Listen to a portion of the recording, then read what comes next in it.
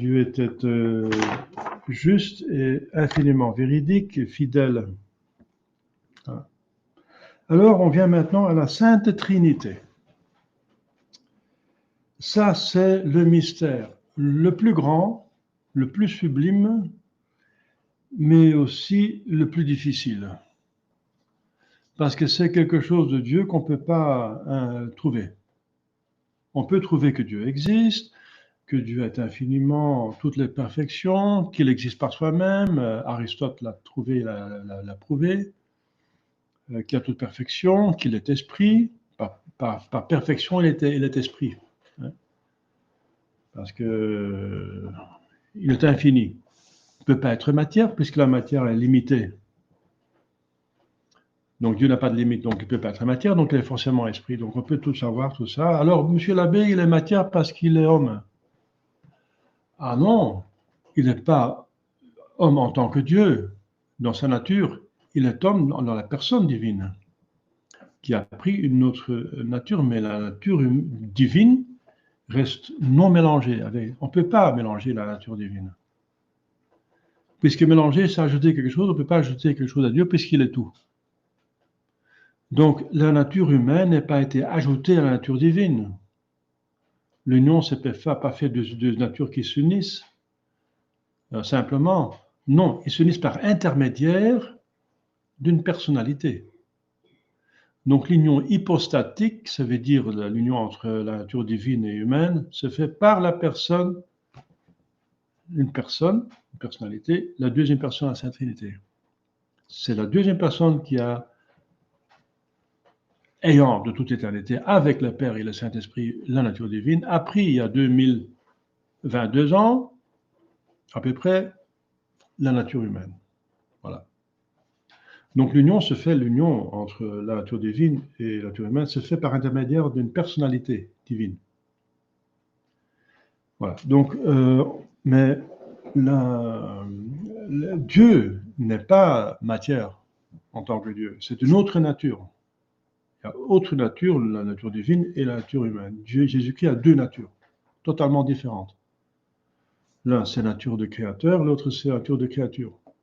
C'est une différence infinie, comme il y a une différence entre un créateur et une créature. Voilà. Alors, ça, c'est le mystère de l'union hypostatique. Voilà. Parce qu'hypostase, en grec, ça veut dire personne. L'union de personnes, on dirait en français.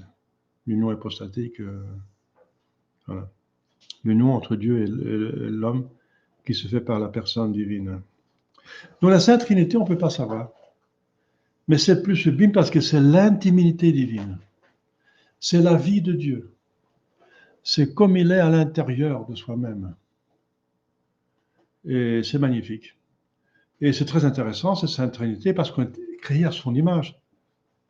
Donc nous avons aussi une Trinité créée, une image, une Trinité imaginaire. Imaginaire, enfin, elle existe, mais l'imaginaire dans ce sens qu'on est comme une pensée de Dieu par rapport à Dieu, qui est l'être. Nous sommes un être créé, n'est-ce pas, devenu être, et on devient à chaque instant. Un enfant devient adulte. Donc il devient ce qu'il n'est pas encore. Et parfois on perd ce qu'on est quand on vieillit. Donc on est tout le temps, on est plus ou moins, quoi. Donc on acquiert des vertus, alors on devient plus saint, hein. Moins si on pêche. Donc on est plus ou moins, et par rapport à Dieu, on est infiniment petit. Hein. Donc la Sainte Trinité, c'est le mystère le plus sublime.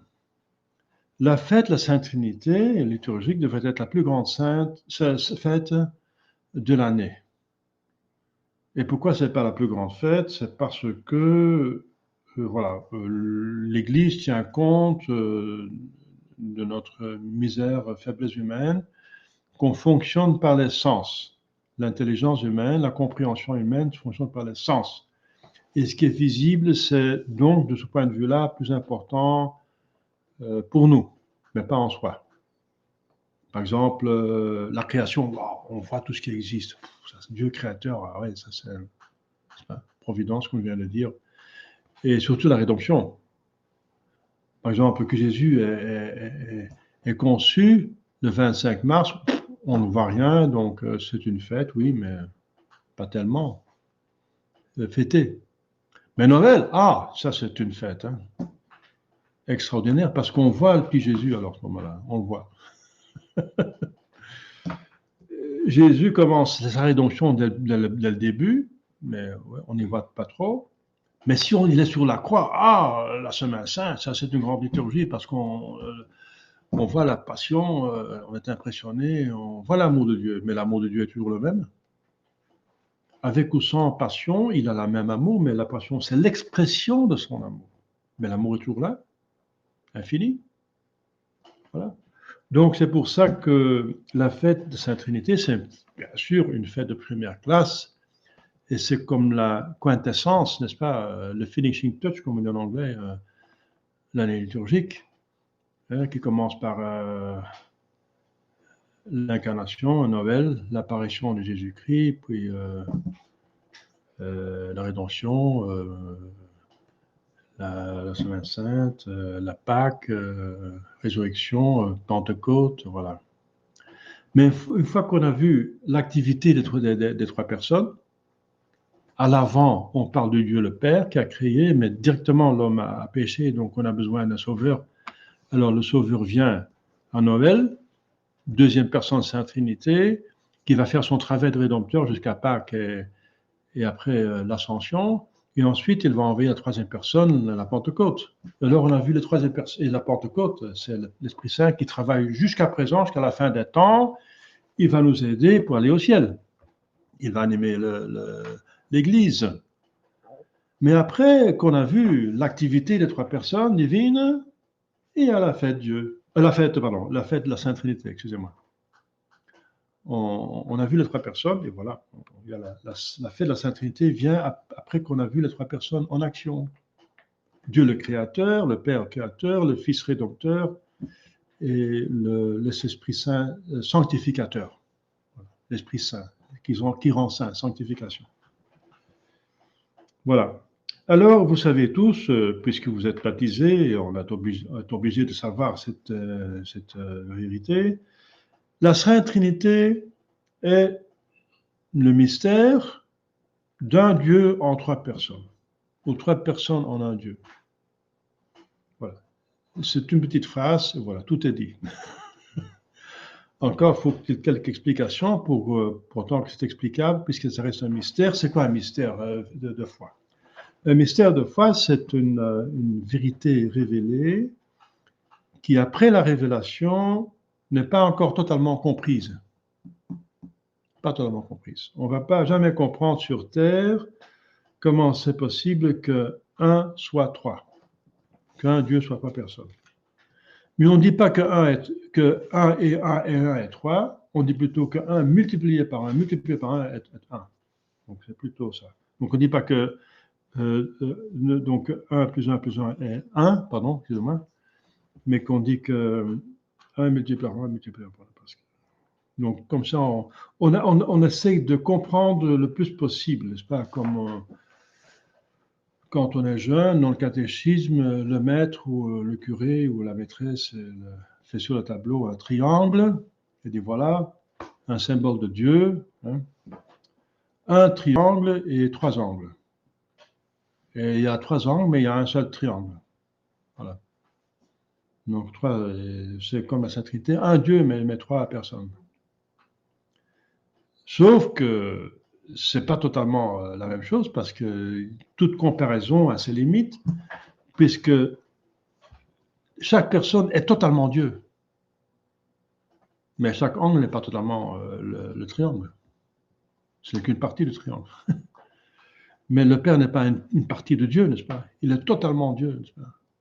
Le Fils est totalement Dieu comme le Père et le Saint-Esprit est totalement Dieu. C'est encore plus...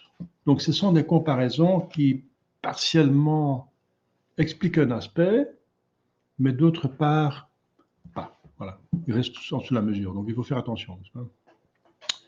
Et malheureusement, le triangle est même récupéré par la franc-maçonnerie. Hein.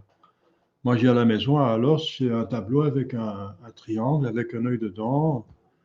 Et elle dit, vous êtes, monsieur l'abbé, vous appartenez à une secte. Mais non, c'était partout au 19e siècle, dans toutes les fermes, n'est-ce pas, flamandes. C'est parce que les Flamands sont un- un peuple un peu coléreux, comme tous les Germaniques, n'est-ce pas? On a plus d'énergie, donc l'énergie peut éclater. Et c'est la colère, c'est le suite d'énergie qui n'est pas trop maîtrisée. Et alors, malheureusement, ça va plus loin, et, ils arrivent à jurer, n'est-ce pas? Et ça, c'est pas bien, hein. Et parce que jurer, c'est très mauvais, n'est-ce pas? Alors, pour arrêter les jurons et que les paysans et les flamands jurent trop, n'est-ce pas? Il y avait dans toutes les fermes au-dessus de la cheminée un cadre avec le triangle, c'est Dieu qui nous voit. Il y avait marqué, ici on ne jure pas, Dieu vous voit.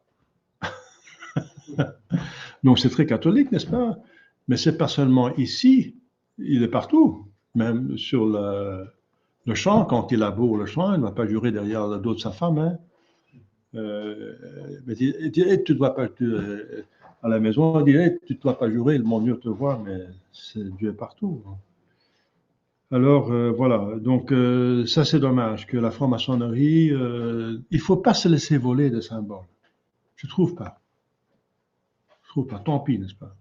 Sinon, on peut plus mettre une chasuble rouge parce que ça fait penser parce qu'on est soupçonné d'être communiste alors. Où est-ce que ça s'arrête, n'est-ce pas? Donc ça c'est pas sérieux. On peut plus utiliser la croix gammée, hein. Mais la croix gammée, c'était une croix, n'est-ce pas? Avant Hitler, j'ai vu des croix gammées dans l'Europe de l'Est qui datent du 19e siècle. C'était avant Hitler, avant le nazisme. La croix gammée avec des crochets à droite et à gauche.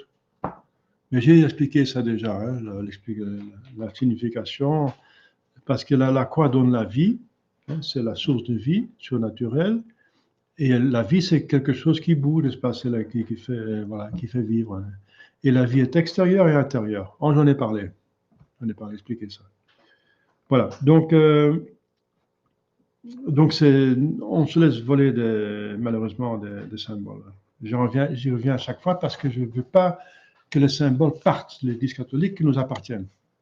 Il ne faut pas laisser partir. Il faut expliquer. Si les gens disent, ah, vous êtes franc-maçon, alors non, on n'est pas franc-maçon, on est catholique, mais on ne supporte pas que les francs-maçons nous volent et les nazis et n'importe qui nous vole nos symboles propres. Comme par exemple l'étoile à 6 pointes. On n'ose plus l'utiliser puisque c'est l'étoile avec laquelle les Juifs étaient désignés pendant le nazisme. Parce que c'est l'étoile de David, tout simplement. C'est le symbole de David, comme le lilas, c'est ça? C'est le lys, c'est le symbole des rois de France. Eh bien, pour le roi d'Israël, c'était David par excellence, c'était l'étoile à 6 pointes. Mais maintenant, on ne peut plus l'utiliser parce que ça fait penser aux Juifs qu'on se persécute, etc. Et ensuite, c'est encore abusé par des satanistes, etc. Mais l'étoile, mais j'ai vu des statues de la Sainte Vierge et sur son manteau, il y avait plein d'étoiles de David, parce qu'elle est fille de David, elle est mère du fils de David, le Messie. Le Messie est le fils de David. Donc ce symbole, ça représente la famille, le symbole. Si son père a l'étoile, a un symbole, si le père Louis, je ne sais pas lequel, Louis IX ou n'importe lequel, il y a 1, 2, 3, 4, 5, vous avez plusieurs Louis, hein. Eh bien, il a le lys comme symbole, son fils a la lys comme symbole. Si David a la croix juive comme symbole, c'est la croix de David, parce qu'il était de la tribu de Juda. Eh bien, c'est Jésus-Christ qui descend de David par Marie, et même légalement par Joseph, parce qu'il appartenait tous les deux à la tribu de David. C'est pour ça qu'il fallait aller à Bethléem pour faire le recensement, parce qu'il fallait aller à la ville de David, justement, où David était né, à Bethléem. C'est pour ça que Jésus-Christ, la Sainte Vierge devait aller à Bethléem, et que là, il est né. Voilà. Donc, il ne faut pas avoir peur, mais peut-être ça va revenir avec la nouvelle chrétienté, parce que maintenant, si on utilise un croix gammée et l'étoile de David, si on met sur la chasuble, ils vont dire l'abbé Jacquemin, on va encore le mettre en prison, parce que c'est vache ce qu'il fait. Hein. J'étais dans une prison pour une vache, sacrilège, alors, donc j'en ai assez, mais je pense que ça va revenir. Avec un bon roi, un bon pape, voilà, ça va revenir. Les formations, ça finit, n'est-ce pas, avec tout ce bazar. Voilà, d'accord. Donc, on revient, n'est-ce pas? Donc, le symbole qui est le plus utilisé pour la Sainte Trinité, c'est le triangle, mais ce n'est pas l'idéal. Alors, il y a plusieurs symboles pour Sainte Trinité, n'est-ce pas? Mais en tout cas, on ne peut pas l'exprimer totalement comme elle est. Mais on peut le dire, on peut situer un petit peu le mystère. Et que puisque tout a été créé à l'image de Dieu, on trouve aussi le nombre 3 facilement de la créature. Et on peut mieux comprendre Dieu, dit saint Augustin, quand on étudie son image. Et l'image qui approche le plus, c'est l'ange et c'est l'homme. Enfin, l'homme dans son âme. L'âme de l'homme et l'ange ressemblent le plus à Dieu, de toutes les créatures. Donc, si on voit l'âme de l'homme ou l'ange, enfin, l'ange, on ne le voit pas, mais on sait comment ils sont, eh bien, ils sont comme notre âme. Sauf que l'ange n'est pas créé pour animer un corps. Eh bien, on peut mieux comprendre, un peu mieux situer les mystères de la Sainte Trinité. Dieu est esprit, incréé, un esprit infini. L'homme a une âme, esprit créé, mais un esprit. Dieu est Père, Fils et Saint-Esprit. L'homme a une intelligence, mémoire, volonté. Voilà. Mais ce n'est pas que ces façons de parler que l'âme a intelligence, mémoire, volonté. Parce que Jean Gévy, comme j'ai dit quand on parlait de la création de l'homme, c'est finalement pas ajouté, sinon l'esprit serait composé. Il y aurait la matière âme, et ensuite Dieu ajoute une intelligence, une mémoire et une volonté. Donc il y a finalement 4 éléments essentiels de la substance et ensuite 3 puissances. Non, c'est pas comme ça. L'âme est intelligence, l'âme est mémoire et l'âme est volonté. C'est pas quelque chose d'ajouté, mais elle est ça en essentiel. Et ça ressemble beaucoup à Sainte Trinité. Vous voyez, donc, parce que c'est justement parce que l'âme n'est pas composée qu'elle est immortelle. Comment est-ce que les philosophes prouvent que l'âme est immortelle? Parce que d'abord, ils prouvent qu'elle est spirituelle, et ensuite, tout ce qui est substance spirituelle est immortel parce que c'est pas composé, c'est simple. Et si c'est simple, ça reste. Parce que la mort ou la chose ou la corruption de la chose se fait par décomposition. C'est pour ça que toute matière périt, s'en va, use, parce que ça se décompose, parce que la matière est composée. On n'a pas encore trouvé les composants les plus petits. On pensait que c'était atome, parce qu'atome veut dire ne pas pouvant être coupé. Tome, c'est coupé, et A, c'est négatif. Mais même les atomes, on pouvait les couper. Ça donne même les bombes atomiques, n'est-ce pas? C'est finalement contradictoire de dire on va séparer, on va diviser l'atome. Parce qu'atome, ça veut dire ne pas divisible. Il faudra trouver un autre nom. Alors, maintenant, ils sont au quark. Je pense qu'ils sont là. Alors, le quark, c'est encore plus petit que l'atome. Un neutron, le proton, c'est dans Donc, la matière est composée de manière quasiment, saint Thomas dit infinie, hein, parce qu'on peut toujours continuer à couper, tout plus petit. Si on conçoit quelque matière, la plus petite qui soit, pas comme la quark, on peut concevoir la moitié d'un quark. Pourquoi pas? Pourquoi pas la moitié? Parce que c'est la matière, on peut toujours diviser en deux. Mais pas en acte, on n'a pas de couteau pour couper le quark, parce que la coupe du couteau, c'est déjà un atome, hein. Et le corps est plus petit, donc on ne peut pas couper, on ne peut pas diviser en actes, mais en puissance, c'est divisible. Vous voyez, à l'infini. Saint Thomas dit à l'infini. La matière est divisible à l'infini. Donc elle est composée. Donc toute matière, quelle que soit, peut être décomposée. S'il y a un autre agent qui agit dessus, qui est plus fort, comme si par exemple, s'il y a un agent qui est plus fort que nous, on meurt, qui nous agresse. Par exemple, un grand chêne nous tombe dessus pendant une tempête, paf, on est mort. Parce que l'arbre est plus lourd que nous pouvons supporter.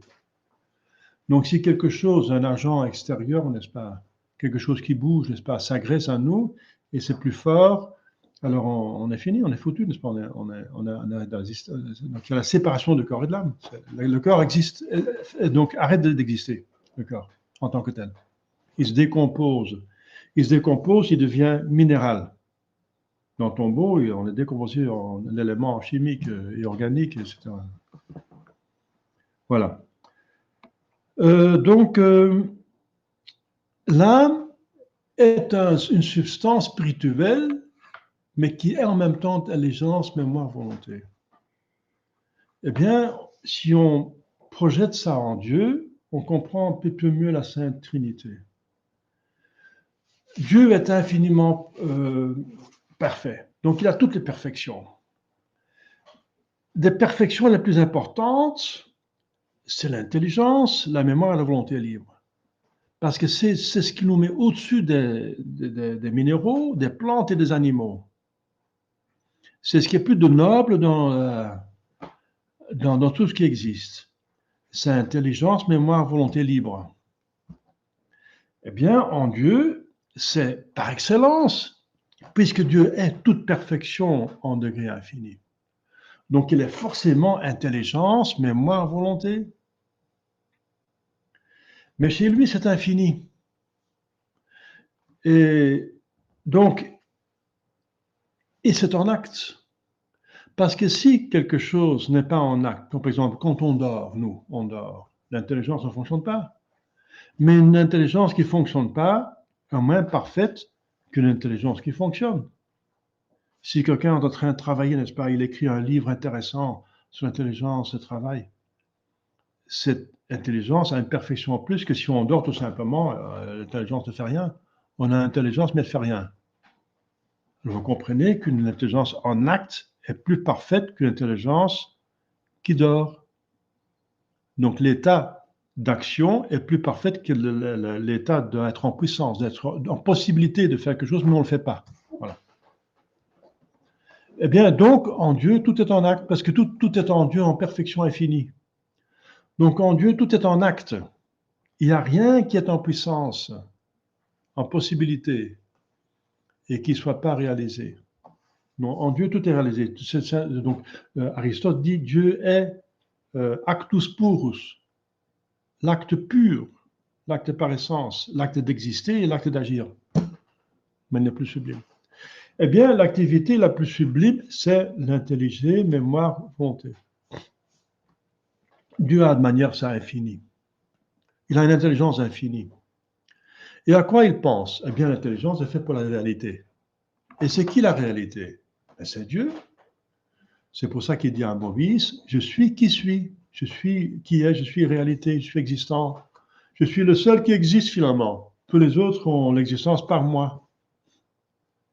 Il y a un temps qu'on n'existait pas. Mars n'existait pas au début du XXe siècle, vous non plus, je pose. Et au XIXe siècle, on n'existait même pas. On n'existait même pas. On était dans la pensée de Dieu qui savait qu'il allait nous créer, mais c'est tout. Eh bien, en Dieu, n'est-ce pas, il pense à l'être. Et l'être, c'est Dieu. Dieu est l'être. Et tout le reste, c'est aussi être, mais c'est un être imparfait, créé, passager, plus ou moins, comme je viens de dire. Et finalement, il est l'être parce qu'il participe à l'être de Dieu, parce qu'il ressemble à Dieu. Donc, si Dieu connaît Dieu, parce qu'il connaît soi-même, il connaît Dieu, il connaît toutes les créatures de manière parfaite. C'est comme ça que son intelligence fonctionne.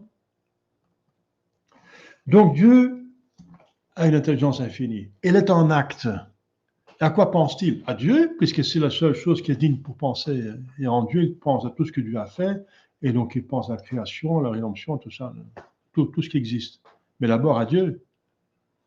Eh bien, Dieu pense à Dieu. Eh bien, une pensée qui n'est pas exprimée n'est pas parfaite. Si quelqu'un n'exprime pas ses idées, il a une idée géniale. C'est un inventeur. Il a trouvé une invention parfaite, mais il n'en parle jamais, il n'écrit pas dans le livre, et quand il meurt, c'est perdu. Donc c'est une idée géniale, mais c'est moins parfait que si cette idée était exprimée, expliquée dans les livres, on pourrait l'utiliser, ça peut développer, vous comprenez? Donc, une idée exprimée est plus parfaite qu'une idée non exprimée. Donc, puisqu'en Dieu tout est parfait, il exprime son idée de Dieu en Dieu. Et cette idée exprimée de Dieu en Dieu, c'est le Verbe. Un seul. Pourquoi? Parce que Dieu est infiniment puissant et infiniment intelligent. Il a besoin d'un seul mot pour tout dire. Un seul verbe. Alors, voilà, on pourrait maintenant dire que Dieu, en tant qu'il pense à Dieu et exprime Dieu en soi-même, c'est Dieu le Père. Et Dieu, en tant qu'il est pensé et exprimé par Dieu le Père en Dieu, n'est-ce pas? Exprimé, c'est le Verbe, c'est la deuxième personne infinité. Et puisque Dieu a une volonté libre, puisque c'est une perfection d'une manière infinie, n'est-ce pas? Eh bien, la volonté, c'est une faculté qui se penche qui se tend vers le bien.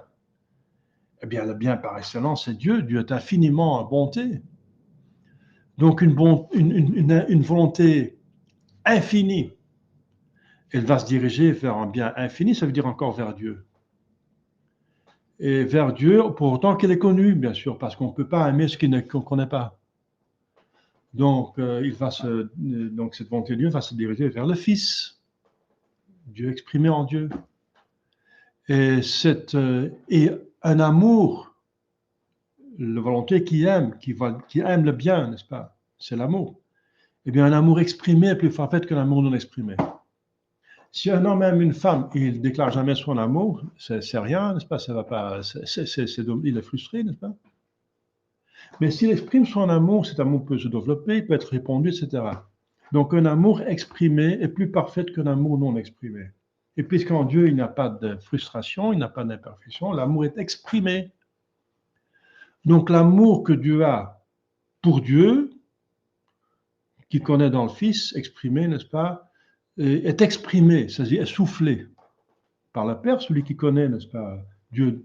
Il connaît Dieu en exprimant le Fils, il exprime, et il est infiniment aimable, et il fait cet acte d'aimer avec le Fils qui se sent aimé, et qui se voit aimé, et qui aime, n'est-ce pas, le Père.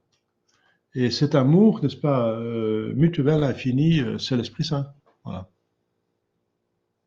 Mais j'ai parlé chronologiquement, mais en Dieu, il n'y a pas de chronologie. C'est tout à la fois. Le Père n'est pas avant le Fils, et le Fils n'est pas avant le Saint-Esprit, mais c'est tout à la fois. Donc, parce que c'est infini. Donc, il n'y a pas, parce que si quelque chose commence plus tard, c'est moins parfait. Parce que ça demande que ça soit mis en route. Ah non, ça n'est pas mis en route, n'est-ce pas? Ça existe toute éternité, n'est-ce pas?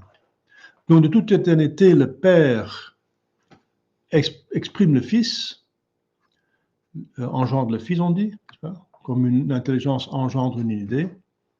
Et de toute éternité, la volonté de Dieu souffle l'amour de Dieu, l'exprime en Dieu. Et c'est un bonheur infini, n'est-ce pas? D'aimer un bonheur infini, une bonté infinie et une perfection infinie. C'est ça la vie de Dieu, n'est-ce pas? Mais c'est une petite explication, voilà, en contemplant l'âme humaine. On peut comprendre un peu plus de Dieu parce qu'on est justement créé à l'image de Dieu. Mais il ne faut pas oublier que l'intelligence, même la volonté, ne sont pas ajoutées à l'âme. Alors on va plus comprendre la Sainte Trinité. Parce que l'âme est immortelle, donc elle n'est pas composée. Sinon, elle pourrait mourir. Si à l'âme, on a donc juste de l'intelligence, moi, la volonté, on pourrait perdre sa mémoire et sa volonté. Alors, oui, mais monsieur l'abbé, il y a des gens qui perdent leur mémoire et volonté parce que justement, Alzheimer, il est fou, etc. Oui, non, c'est dans le corps. Il faut distinguer l'âme et le corps. C'est une bonne question, ça. Et, mais il faut distinguer. En tant qu'âme, l'intelligence, mémoire, volonté de l'âme ne sont jamais en défaut. Pas de défection possible. Mais une fois que l'âme est unie à un corps par la conception, voilà, il fonctionne par le corps. L'intelligence fonctionne par la matière grise qui a un intelligent passif, un intellect passif et un intellect actif, et qui sont nourris par l'essence intérieure, fantaisie, imagination et la mémoire, qui sont nourris, eux, de leur façon des sens extérieurs, les sens extérieurs qui perçoivent la réalité visible. Donc c'est comme ça que l'intelligence humaine fonctionne, quand elle est unie à un corps. Mais si l'âme n'est pas unie à un corps, Jésus-Christ lui-même, il dit que nous sommes comme des anges. Et les anges fonctionnent différemment. Leur intelligence fonctionne par infusion, n'est-ce pas, des espèces, n'est-ce pas, intelligibles qui viennent de Dieu, par infusion. Donc pas par l'essence extérieure-intérieure, raisonnement, intelligent passif et actif, intellect passif et actif, non. Donc voilà. Donc s'il y a quelque chose, puisque c'est de la matière grise, c'est des sens intérieurs, c'est de la matière, quelque chose peut manquer, peut ne pas marcher, eh bien, comme je dis, la matière peut se décomposer. Donc s'il y a un problème dans la matière grise, si des plombs sautés, comme on dit, alors on devient fou, alors l'intelligence humaine ne fonctionne pas, parce que le corps ne fonctionne pas. Mais ça veut dire qu'il y a un défait dans l'âme. Dans l'âme, il n'y a pas de défaut, pas de défectuosité, rien. Mais l'intelligence de l'âme ne fonctionne pas temporellement pour autant, aussi longtemps qu'elle est unie à un corps. Donc il dit qu'il est fou. On l'enferme dans un institut psychiatrique, il est fou, il a perdu la mémoire, Alzheimer, il est sénile, etc. Ou c'est quelqu'un qui a des syndromes de je ne sais pas quoi, etc.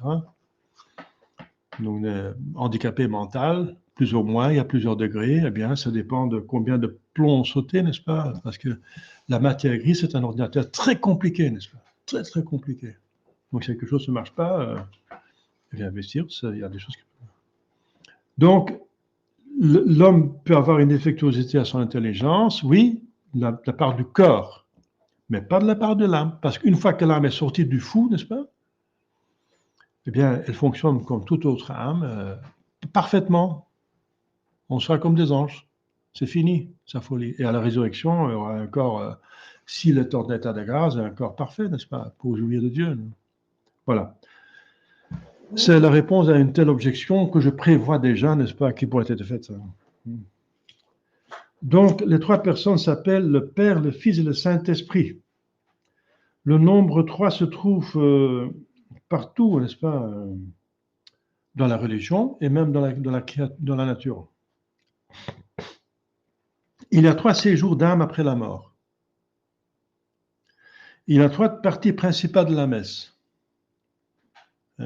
La partie de la prédication, avec épître et évangile et le sermon, le prêtre et le sacrifice, et ensuite la partie communion. Il y a 3 personnes dans la Sainte Trinité, dans la Sainte Famille. Saint Joseph, la Sainte Vierge et Jésus. Et aussi de la nature, il y a une Trinité. Il y a le Père, la Mère et l'Enfant. la même nature humaine, mais trois personnes différentes. Et par amour entre les deux, il y a une troisième personne qui se fasse, comme le Saint-Esprit. Enfin, pas de manière charnelle en Dieu, mais c'est une image, n'est-ce pas? C'est créé à l'image de Dieu, n'est-ce pas? Et la femme est créée à l'image de l'homme, comme le Fils à l'image du Père. Donc il y a nettement une image de la Sainte Trinité dans la Sainte Famille, dans la famille, la Sainte Famille, n'est-ce pas? Trois éléments dans chaque sacrement. Hein? Par exemple, au baptême, il y a l'eau, les paroles et la grâce. La matière, la forme et la grâce. Jésus-Christ resta 3 heures en croix et 3 jours au tombeau. Enfin, pendant 3 jours, pas 3 jours en longueur, mais 3 jours, ça veut dire la fin du vendredi, tout le samedi et le début du dimanche. Sa vie publique dura 3 ans. Il est revêtu de la triple dignité, le prêtre, roi, prophète. C'est pour dire que les 3 rois mages apportaient 3 dons. Le nombre 3 devient aussi dans certains phénomènes de la nature. Il a 3 règnes dans la création, minéral, végétal et animal. Il a 3 états de corps, solide, liquide et gazeux. 3 divisions du temps, passé, présent, à venir. Les mystiques commentent aussi le nombre 4 dans les mystères. 4 évangiles, 4 vertus cardinales, 4 fleuves au paradis, 4 points cardinaux, 4 temps, 4 saisons. D'où les anges convoqueront les hommes pour le jugement. Les 4 points cardinaux. Le genre humain attendit le Sauveur pendant 4 siècles. Le temple Jérusalem avait 4 côtés. Il en est de même du nombre 7. Il y a 7 jours de la création. Enfin, le 7e jour, Dieu se reposa.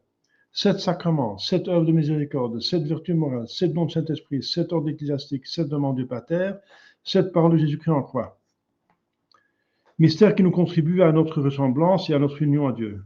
Le nombre 7 se retrouve aussi dans le symbolisme de la nature. 7 couleurs du spectre, 7 tons de la gamme. Voilà. Et l'explication, c'est que le nombre 3 est le nombre divin. 3 personnes en Dieu. 3, ça veut dire le vrai Dieu. 1, c'est le chiffre de Dieu. Il y a un seul Dieu. Mais il y en a qui disent qu'ils sont Dieu, n'est-ce pas? Et de faux dieux. Eh bien, le vrai Dieu, il est trine. Donc, 3 est le nom de Dieu, qui est 1. Donc, le vrai Dieu est 3. Une trinité. Le faux Dieu, n'est-ce pas, des islamistes n'est pas trine. N'est-ce pas? Les juifs refusent aussi la deuxième personne qui s'est incarnée. Et 4, c'est le nom de la créature. C'est les 4 coins du monde, c'est les 4 temps, les 4 saisons, c'est les 4... pas encore. Les 4 éléments. Hein, les 4 éléments. L'eau, le feu, la terre et l'air. Voilà. Donc 4, ça résume toute la créature. Et 3 et 4, ça fait 7. Donc 7, c'est le nombre de la religion. C'est 4, c'est la créature qui doit accepter Dieu, le vrai Dieu. 3, 7. Donc il va devenir 7. Le 6e jour, Dieu créa l'homme, mais l'homme n'a pas le droit de rester 6, il doit devenir 7. Il doit reconnaître Dieu librement. C'est le 7e jour. Le 7e jour, c'est le jour du Seigneur. Tu sanctifieras le jour du Seigneur. Voilà. On peut continuer comme ça. Hein. Saint Augustin en parle. Il dit 7 doit rester fidèle. On va persévérer dans le 7, dans la religion. Donc la persévérance, c'est quelque chose de plus, c'est le 8. Voilà, le 8 nous donne l'éternité. Et si on le 8 par terre, on va se reposer, ça devient le symbole de l'infinité, l'éternité. Et dans l'éternité, il y a encore quelque chose qui est ajouté. Ça veut dire qu'on n'est pas tout seul, il y a des anges. Donc 8 et 1, ça fait 9. Il y a 9 cœurs d'anges dans lesquels on va se trouver, dans les places qui sont vidées par les gens déchus. Et les anges, n'est-ce pas, et les 9 cœurs d'anges vont chanter, et les saints vont chanter la gloire de Dieu. Donc il y a encore le plus important qui s'ajoute, Dieu. Donc 9 et 1, ça fait 10. Et 10, c'est le nombre de tout ce qui est complet, de la perfection. Donc 10, c'est le ciel dans sa perfection. Donc c'est un petit peu pour montrer ce que dit Saint Augustin. Et c'est commencé surtout par Pythagore. Pythagore a trouvé que les choses ont un nombre et que les choses sont liées à un nombre. Et ça explique aussi les génies mathématiques. Il y a des gens qui voient un chiffre énorme et un autre chiffre, on multiplie, puis ils ont directement la solution. Ils ne font pas le calcul. Ils voient la chose qui est représentée par le nombre. Ils ont cette faculté dans l'intelligence que nous n'avons pas encore ou pas développée. Ils voient un autre chiffre qui désigne autre chose. Et alors, si on met ces choses ensemble, on a cette troisième chose dont ils voient directement le nombre. C'est comme ça que ça fonctionne. Parce qu'ils calculent plus vite que l'ordinateur, c'est pas possible, n'est-ce pas? Donc, c'est qu'ils voient les chiffres. Ce que c'est. Bon, c'est entre parenthèses, c'est pas important, mais enfin, ça explique un petit peu, voilà. Bien sûr, il y a encore des sociétés ésotériques qui en abusent, mais c'est pas parce qu'on abuse de quelque chose que la chose est mauvaise. C'est comme des symboles, n'est-ce pas, chrétiens. La numérologie est abusée, n'est-ce pas? On exagère, on fait n'importe quoi, on en fait en religion. Donc ça vaut pas la peine. Mais Saint Augustin est très fort. Dans l'Évangile d'aujourd'hui, n'est-ce pas, dans le Bréviaire, justement, il explique que cette personne a été malade pendant 38 ans. Il faut tout un raisonnement. Donc, c'est dans les matines, les lectures. Saint Augustin, il était très fort, n'est-ce pas, hein, parce il connaissait très bien Pythagore, il était influencé par la philosophie de Pythagore et de Platon. Donc, c'est pour ça que Saint Augustin, le plus grand père de l'Église, il apporte beaucoup d'attention à l'explication des choses par les nombres, même dans l'Évangile. Mais je ne vais pas m'étendre là-dessus parce que ce n'est pas le sujet maintenant du catéchisme, mais quand même, c'est bien de savoir que dans la création des choses, il y a aussi des nombres, que Dieu a mis une harmonie dedans. Parce qu'il faut réfléchir à ça. Comment est-ce que c'est possible qu'une mélodie peut être belle ou fausse? Comment ça se fait que c'est beau et une autre mélodie, elle n'est pas belle? Et ce sont des sons, des suites de sons, mais une certaine suite est belle, une autre suite est mauvaise. Pourquoi? Mais c'est parce qu'il y a des proportions différentes.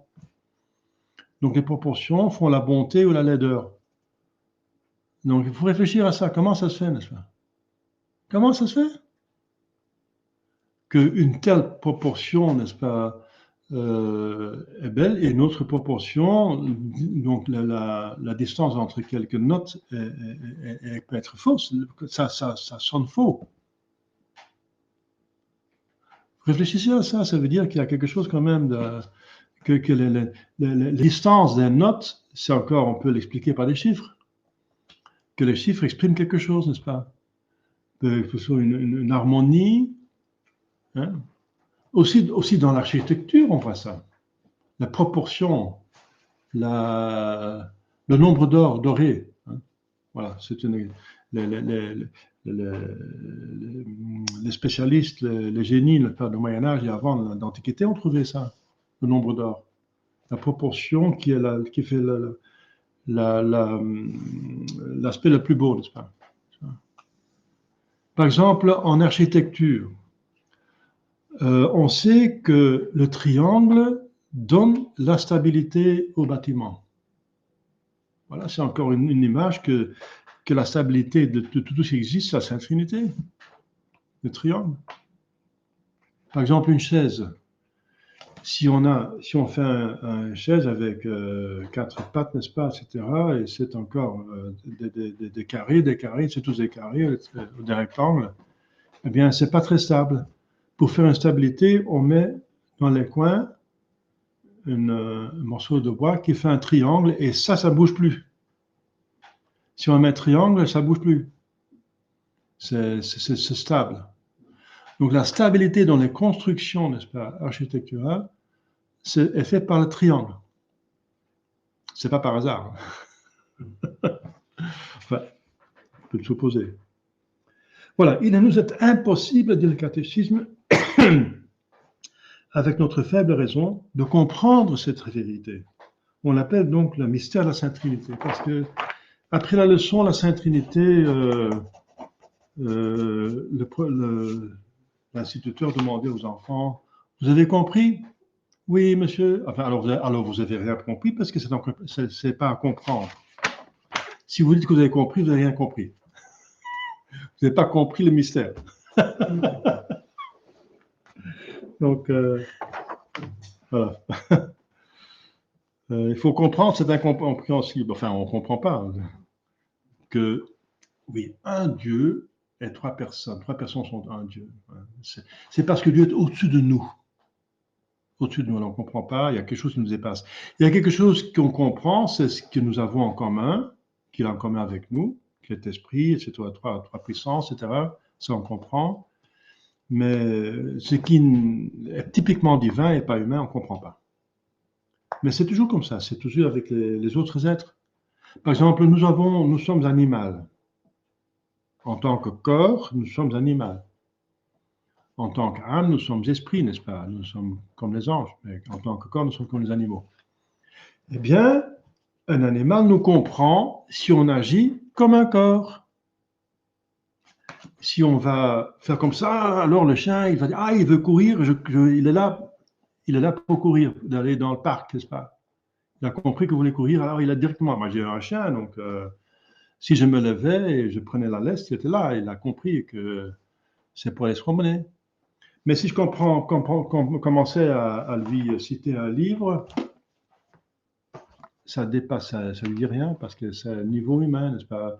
Donc il nous comprend, nous, hommes, pour autant que nous nous comportons avec notre corps. Voilà, l'animal. Eh bien, nous, envers Dieu, c'est la même chose. On comprend Dieu pour autant qu'il il est comme nous, parce que nous sommes créés à son image, mais si on nous dépasse, Dieu nous dépasse infiniment, infiniment plus que l'homme dépasse l'animal, n'est-ce pas? Voilà, donc il ne faut pas essayer à comprendre. Vous connaissez cette histoire de Saint Augustin qui se promène au bord de la Méditerranée parce que c'est un évêque de l'Afrique du Nord, hein. Il était même à Carthage, n'est-ce pas, l'Afrique du Nord, ouais, maintenant la Tunisie, l'Algérie, la Tunisie. Eh bien, il pensait, parce qu'il voulait faire une théologie de tout, résumer toute la foi, une sorte de somme théologique avant la lettre. Il voulait traiter de tous les mystères de la foi, faire un catéchisme aussi pour des prêtres et pour des évêques. Et alors il pensait sur le mystère de la Sainte Trinité. Il était au bord de la mer parce qu'il y a beaucoup de vent, beaucoup d'oxygène et ça fait mieux fonctionner l'intelligence quand il y a du vent. Enfin, pas trop de vent non plus, mais sinon. Mais l'air, ça donne. Alors, il était dans le calme. Alors, il avait des problèmes à comprendre. Et alors, il voit un petit enfant qui joue sur la plage. Il a un cookie dans la main. Il a fait un petit trou dans la plage. Et avec la coquille, il va vers la mer. Il prend de l'eau de mer. Il va jeter dans le trou. Tout le temps comme ça. Tout le temps, il prend de l'eau de mer, il met dans le trou et puis. Et Saint Augustin qui a déjà assez pensé. Et il voit cet enfant, il dit, petit enfant, qu'est-ce que tu fais là?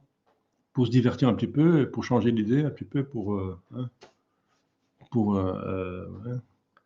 être gentil avec l'enfant.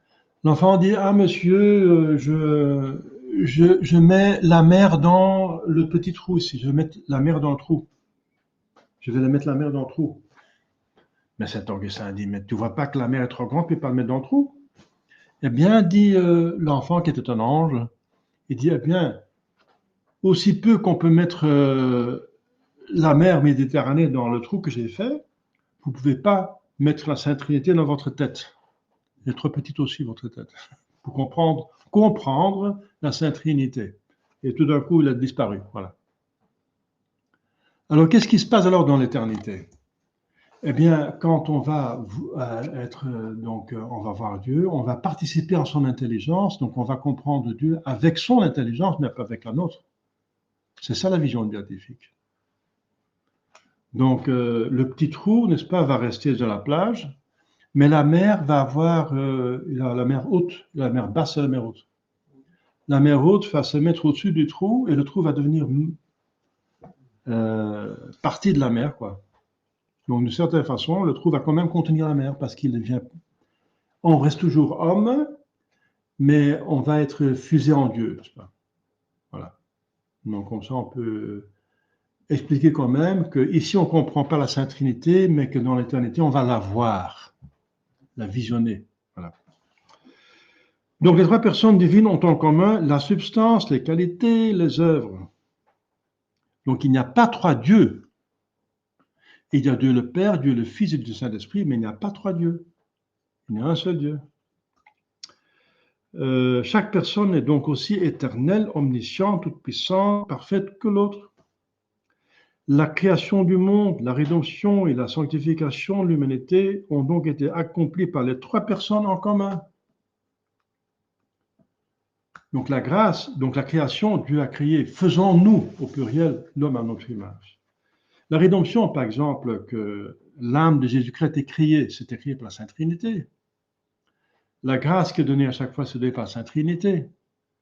Mais c'est vrai qu'il y a une exception, comme vous savez, l'incarnation est faite à la deuxième personne seulement, mais pas la Sainte Trinité. Alors on dit, elle a conçu le Saint-Esprit.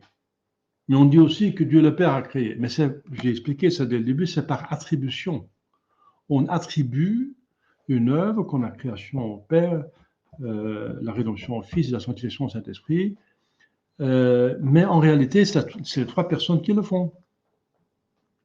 Sauf cette exception, comme je viens de dire, que cette incarnation s'est faite à la deuxième personne. Et que c'est elle qui a souffert, etc., et a mérité. Mais une fois qu'elle a mérité, la grâce est donnée par la Sainte Trinité. Et c'est la Sainte Trinité qui a créé Jésus-Christ dans le sein de la Sainte Vierge parce qu'il manquait un homme. Donc il a créé ce qui manquait à une mère pour avoir un fils. Et voilà. Et les grâces du Saint-Esprit, les dons du Saint-Esprit sont finalement des dons de la Sainte Trinité, mais attribués au Saint-Esprit, vous voyez? Donc ça, il faut bien comprendre. Les trois personnes divines ne se distinguent que par leur origine. Donc le Fils vient du Père. Le Père, il est en soi-même, il ne vient pas d'une autre personne. Et le Saint-Esprit vient de deux autres personnes. Donc c'est par l'origine. Donc ce sont des relations. Ce sont des personnes, ce sont des relations, finalement.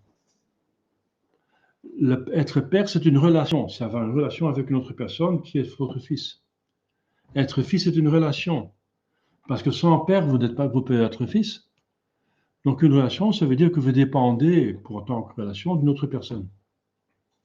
Si vous êtes père, ça veut dire que vous avez un fils ou une fille, une autre personne. Oui. Donc ce sont des relations plutôt. Donc les trois personnes divines se distinguent par leur origine. Le Père n'a pas d'origine, ne procède d'aucune autre personne, le Fils procède du Père et le Saint-Esprit procède de l'un et de l'autre. Voilà. Alors on a plusieurs autres images, comme le feu. Eh bien, le feu en tant que tel est symbole du Père. Le feu en tant qu'il donne la lumière, c'est le Fils, n'est-ce pas? Symbole du Fils. Et le feu en tant qu'il donne la chaleur, c'est le Saint-Esprit. Mais c'est le même feu qui donne lumière et chaleur. On ne peut pas enlever la chaleur du feu, c'est pas possible. Donc ça fait. Donc c'est encore une autre image de la Sainte Trinité.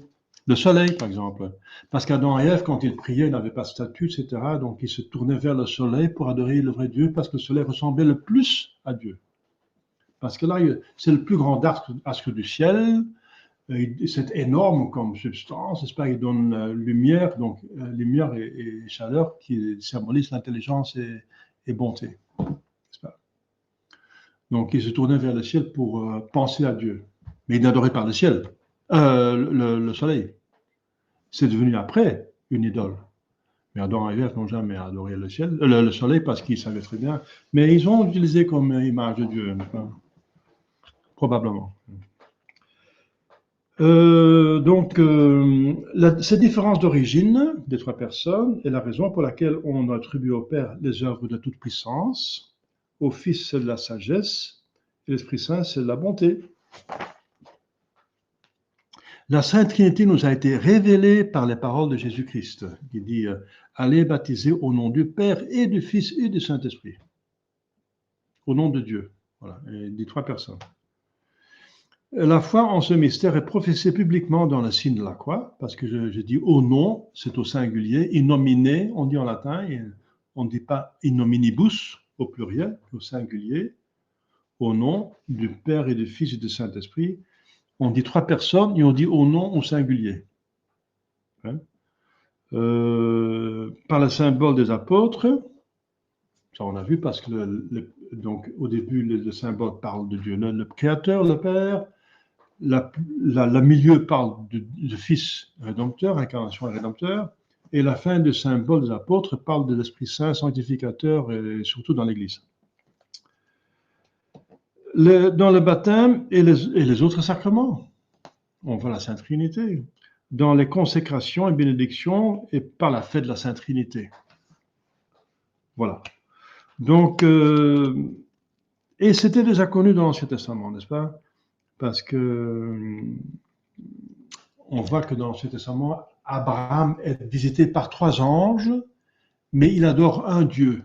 Les trois anges symbolisent ces trois personnes.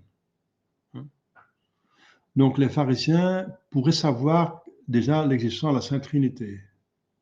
Ils connaissaient les Écritures saintes. Voilà, c'est un petit peu en abrégé ce mystère extraordinaire, magnifique, n'est-ce pas, du cœur, de l'essence, de l'intimité divine, dont on va faire partie dans l'éternité, par la foi, l'espérance et la charité, on va s'unir au Père, le Fils et le Saint-Esprit, et dans la gloire, ça va être contemplation. Donc, vision béatifique avec le Père, la possession de Dieu avec le Fils et la fruition de Dieu par le Saint-Esprit, dans le Saint-Esprit. On va participer à cette vie divine qui dépasse toute imagination. S'il y a des questions, j'ose pas dire vous avez tout compris parce que donc il faut dire non, on n'a rien compris. Enfin, rien, on a. Oui. U had het over het feit dat in de eenheid dat niets in potentie is, dat alles in act is. Ja. Maar u had het ook over de verlossing, de redemption. Maar eigenlijk is de verlossing op alle mensen van toepassing, maar eigenlijk is het een soort potentie, denk ik, omdat niet alle mensen het gebruik van die naast natuurlijk buiten de eenheid. Dat is. Oui. La question dit qu'en Dieu, il n'y a pas de puissance, dans ce sens qu'il y a quelque chose en puissance, en possibilité d'être ou d'agir. Qu'en Dieu, tout est en acte. Et alors, la question ici, c'est comment ça se fait alors que des personnes acceptent ou acceptent pas la religion? Alors, ils sont en puissance d'accepter. Oui, mais justement, ça appartient pas à Dieu. Je dis, en Dieu, il n'y a pas de puissance qui ne tourne pas en acte. Mais dans l'homme, oui. Dans la création, oui. Dans la créature, oui. Et la créature est libre d'agir, de dire oui ou non. Mais ça ne change rien à Dieu. Ça ne change rien en Dieu. Le oui ou non de l'homme. Rien du tout. Ça change dans la créature, mais pas en Dieu. Dieu ne sera pas bien moins bon ou mauvais qu'une personne a accepté ou refusé la grâce. Dieu reste infiniment bon, n'est-ce pas? Il a donné la possibilité extraordinaire que les gens aillent au ciel. S'ils refusent ça de libre volonté, c'est totalement leur responsabilité. Dieu va jusqu'au bout, jusqu'au maximum pour amener les gens dans le ciel, mais la condition, c'est que ce soit libre, justement. Parce que l'amour est quelque chose de libre. C'est une situation d'amitié. On ne peut pas forcer l'amitié. Elle est d'essence libre. Donc il faut la collaboration libre de la créature. Et si la créature dit non, c'est pas en Dieu qu'il manque quelque chose. C'est de la créature qui manque quelque chose. C'est pas en lui. Hein. Oui. U had het over het feit dat omwille van de volmaaktheid van God, dat niets in potentie kan zijn en dat alles dus in act is. Ja. Is de creatie, de schepping, is die dan onvolmaakt en kan God iets onvolmaakt maken? En bovendien, in God, de eenheid, is er ook vrije wil.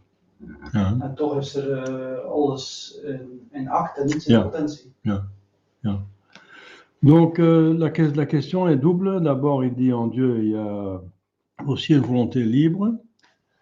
Et alors, et puisqu'il n'y a rien en puissance tout en acte, comment est-ce que la volonté libre en Dieu, il y a tout est alors en acte, comment ça se fait avec la volonté libre? C'est parce que Dieu a dit oui à Dieu. Et Dieu est tout.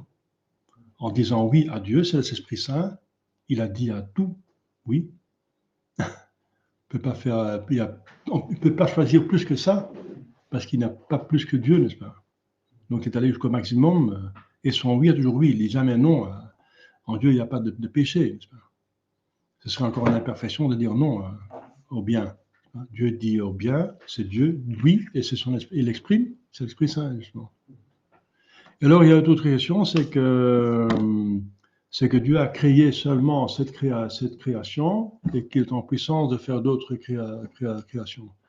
Oui, mais c'est ça, je parlais en Dieu, il n'y a pas de puissance, mais c'est en dehors de Dieu, n'est-ce pas? En dehors de Dieu qui pourrait faire autre chose, mais il ne faut pas aller dans l'absurde. Hein. Dieu a choisi cet univers qui est déjà infini, au moins dans le microcosme, mais dans le macrocosme, mais puisque c'est une créature, il est quasi infini, il ne peut jamais être infini, puisque la créature n'est pas infinie. Elle a une certaine infinité, par exemple, parce qu'il a créé des esprits qui ont une existence infinie, n'est-ce pas? Mais donc, il y a quelque chose déjà d'infini dans la créature, donc il va déjà très loin, n'est-ce pas?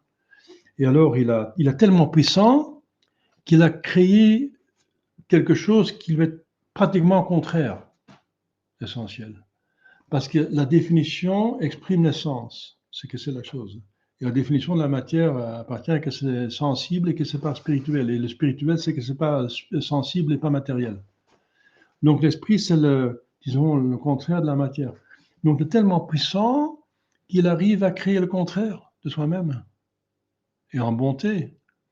Et le tirer vers soi, n'est-ce pas? Pour le rendre heureux, pour le faire venir à soi-même. Exitus, reditus, créer et faire retourner à soi. Le fait que la chose retourne à Dieu, elle trouve son bonheur. Ce mouvement exitus, reditus, c'est finalement le même mouvement qui est en Dieu lui-même. Que le Fils sort du Père, comme la pensée sort de l'intelligence, c'est autre chose que l'intelligence. Hein. Donc, par l'acte de penser et de l'exprimer la pensée, il y a quelque chose en Dieu qui sort du Père et qui est autre chose, le Fils, mais l'amour unit. Donc le Fils tellement aimable, le Dieu connu est tellement aimable qu'il y a un acte d'amour et que ça réunit de nouveau le Père et le Fils. Donc en Dieu même, il y a cet exitus reditus, mais en lui-même. Et l'acte de créer, c'est quelque chose qui sort de Dieu, à l'image du Fils, qui sort aussi du Père, mais ça doit retourner à Dieu, justement, par amour. Et l'amour est prouvé en faisant la volonté de Dieu, parce que l'amour est exprimé par l'unité. Et faire la volonté de Dieu, c'est unir sa volonté à la sienne. L'amour est exprimé par l'union. Alors, donc, si la créature obéit, elle prouve qu'elle aime. Et alors, l'amour est répondu, donc par ça, la créature revient à Dieu. Il y a cet exitus, reditus, et seulement si la créature refuse, elle est en dehors de Dieu, elle est en dehors de cet ordre, elle refuse, elle est dans la misère, elle est dans les ténèbres, dans la foi, c'est l'enfer. Puisqu'en dehors de Dieu, il n'y a rien. Il n'y a que la misère et que la souffrance, pas de n'avoir pas voulu le bien, dire oui. Et alors, donc, c'est pas une imperfection d'avoir pas créé des univers à pas en finir. Bien sûr, Dieu a forcément dû faire un choix. Ça, c'est forcé. Parce qu'il peut pas faire l'absurde. Et ce serait absurde de continuer, d'essayer de faire l'infini avec ce qui est fini. La créature, par définition, est finie, est limitée. Donc, c'est ça et pas plus, forcément, sinon il ne peut pas créer. Donc, forcément, la création est limitée. C'est ça et pas autre chose. Et alors, on peut dire que de tous les univers possibles, il a pris ce qui était, à son avis, le plus beau et le meilleur. Voilà. Et c'est l'univers que nous connaissons. Et alors, si on voit beaucoup de misère, c'est parce que, justement, la souffrance est encore récupérée par un plus grand bien. La souffrance, l'amour qui est exprimé par la souffrance est plus méritoire que sans souffrance. Et ça, c'est le mystère du mal. Oui. Et pour nous, c'est difficile de comprendre. Mais voilà, il y a des pères de l'Église qui l'expliquent. Dieu a fait l'homme à sa ressemblance, c'est comme un miroir, un très beau miroir. Le diable a cassé ce miroir par le péché. On ne ressemble plus à Dieu, c'est en pièces. Hein? On a déformé l'âme, déformée. L'intelligence est tournée vers la créature au lieu de Dieu. La volonté aussi, était faite pour Dieu, alors on tourne vers la créature. Mais Dieu, par bonté, a organisé avec les pièces un mosaïque qui est plus beau que le miroir original. Original,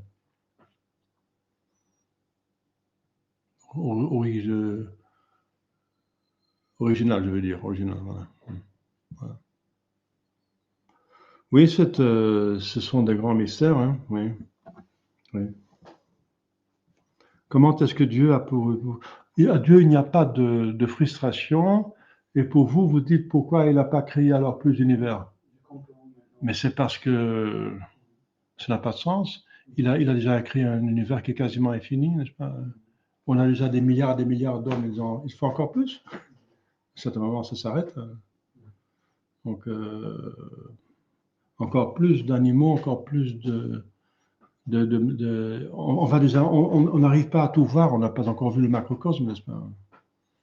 Hein, ça va? On aura beaucoup de temps pour voir l'histoire de chaque homme et de toute société dans l'histoire humaine, n'est-ce pas? C'est quasiment infini. Hein. C'est pas infini parce que c'est créature, mais. Donc, Dieu avait le choix. Ou bien je crée et c'est limité, forcément, parce que c'est une créature qui est limitée. Ou bien je ne crée pas du tout. Mais une fois qu'il crée, elle est forcément limitée. Et vous dites, mais Dieu a créé quelque chose qui est limité, alors il est frustré. Ah non. Il n'est pas frustré parce que la chose est limitée. La chose est limitée parce qu'elle est limitée d'essence. Alors, on ne peut pas changer. Ce serait absurde de changer. Alors, ce serait faire un autre Dieu, quoi. Il n'y en a qu'un. Finalement, ce que vous dites, pourquoi il n'a pas créé un autre Dieu? C'est pas possible. C'est absurde. Donc la solution, c'est qu'il a créé le monde qui, selon lui, c'est le meilleur. Et il est allé très loin. Hein. Il est allé jusqu'à le contraire de soi-même, c'est la matière. Ça, il faut le faire. Et deuxièmement, cette matière est capable de revenir chez lui et de s'unir à lui. C'est l'homme, n'est-ce pas, qui est capable d'aller au ciel avec son corps qui est matière. Ça, il faut le faire, n'est-ce pas? C'est incroyable. Même l'union entre l'âme et le corps, c'est déjà un miracle naturel. Puisque je viens de dire, l'âme est un esprit et le corps est une matière, ce sont deux contraires. Comment les unir harmonieusement, ce qui est contraire? Il faut une toute puissance pour ça. Une toute puissance. Et l'explication, c'est qu'il y a une hiérarchie. Ce n'est pas une union totale, mais c'est une union par hiérarchie. C'est l'âme qui, dans le corps, dirige. Et dans le corps, il y a encore hiérarchie, c'est le cerveau qui dirige les muscles, etc. Donc, et les nerfs qui dirigent les réactions et l'action des organes, etc. Donc, par hiérarchie des composants, n'est-ce pas? Ils sont reliés en hiérarchie. Donc, Dieu a a créé ce qui est, à son avis, le monde le plus parfait. Quoique la perfection reste relative, parce qu'il n'y a pas de perfection absolue pour une créature. C'est pas possible. Ça veut dire que cette créature serait Dieu, si elle serait parfaitement... et il ne peut pas créer un autre Dieu. D'accord? Quoiqu'il est presque allé jusque-là, hein, parce que nous serons comme des dieux. Nous sommes déjà Dieu par adoption, des fils de Dieu. Donc il est allé assez loin. Hein. Nous sommes le contraire de lui, par notre corps, matière, et il nous fait enfants, nous divinise. C'est déjà incroyable ce qu'il a fait, n'est-ce pas? Mais il s'est arrêté au fait que la créature devienne Dieu comme lui. C'est pas possible. Puisqu'il n'y en a qu'un seul. Donc, c'est pas possible. Et sinon, il y aura plusieurs personnes en Dieu, il n'y en a que 3. Donc il s'arrête à l'absurde, donc il ne peut pas faire l'absurde non plus. Ça va? C'est une bonne question, hein, c'est à réfléchir. Hein. C'est pas évident comme ça. Il n'y a pas de questions par ici? Non plus. Bon, si vous avez compris, vous n'avez pas compris. Si vous n'avez pas compris, j'espère que vous avez compris quand même quelque chose. Voilà. On va remercier Dieu, n'est-ce pas, et de garder donc cette vénération de la Sainte Trinité, n'est-ce pas, qui nous dépasse infiniment par perfection et par sainteté et par toutes les perfections. Au nom du Père et du Fils et du Saint-Esprit, ainsi soit-il. Notre Père qui es aux cieux, que votre nom soit sanctifié, que votre règne arrive, que votre volonté soit faite sur la terre comme au ciel. Donnez-nous notre pain de chaque jour. Pardonnez-nous nos offenses, que nous ont offensés. Ne sais pas ce qu'on vit en tentation, mais délivre-nous du mal, ainsi soit-il. Je vous salue Marie, pleine de grâce, le Seigneur est avec vous. Vous êtes bénie entre toutes les femmes, et Jésus, le fruit de vos entrailles, est béni. Sainte Marie, Dieu prie pour nous pauvres pécheurs, maintenant et à l'heure de notre mort, ainsi soit. Cœur sacré de Jésus, ayez pitié de nous. Saint Joseph, priez pour nous. Saint Jean gardien, veillez sur nous. Nos saints patrons, priez pour nous. Au nom du Père et du Fils et du Saint-Esprit, ainsi soit-il. En le nom de prière.